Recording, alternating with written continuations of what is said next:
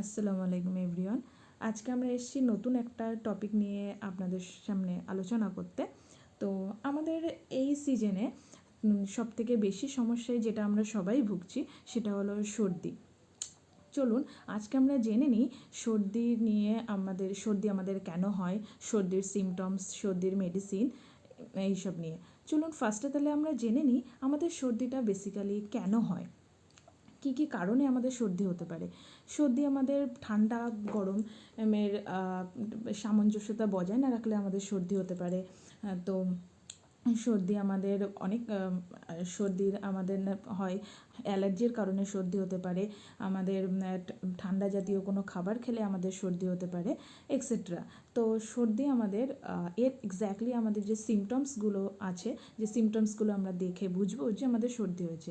চলুন সেই সিমটমসগুলো আমরা জেনে নিই। তো সর্দি আমাদের হলে বেসিক্যালি আমাদের নাক বন্ধ হয়ে যায়, তারপরে আমাদের গলা খুসখুস করে, গলা জ্বালা করে, তো নাক দিয়ে কাঁচা হাঁচি হয়, আমাদের শরীরে হালকা টেম্পারেচার আসে। তো এই সব কিছু আসলে আমরা বুঝবো যে আমাদের সর্দি হয়েছে। তো চলুন, সর্দি হলে আমরা এই সব কিছু থেকে রিলিফ পেতে আমরা বেসিক্যালি ডক্টরের কাছে যাই। তো ডক্টর আমাদের যে মেডিসিনগুলোকে আমাদেরকে প্রেসক্রাইব করে, তো সেই মেডিসিনগুলোর মধ্যে কিছু উল্লেখযোগ্য মেডিসিন আমরা জেনে নিই।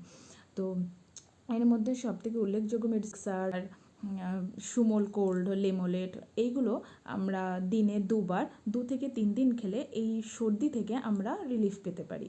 তো এইগুলো আপনারা ডক্টর পারমিশন ছাড়া আপনারা খাবেন। এরকম ভিডিও যদি আপনারা আরও বেশি বেশি পেতে চান তাহলে আমাদের চ্যানেলটাকে অবশ্যই শেয়ার করবেন, কমেন্ট করবেন, সাবস্ক্রাইব করতে ভুলবেন না। আল্লাহ হাফেজ।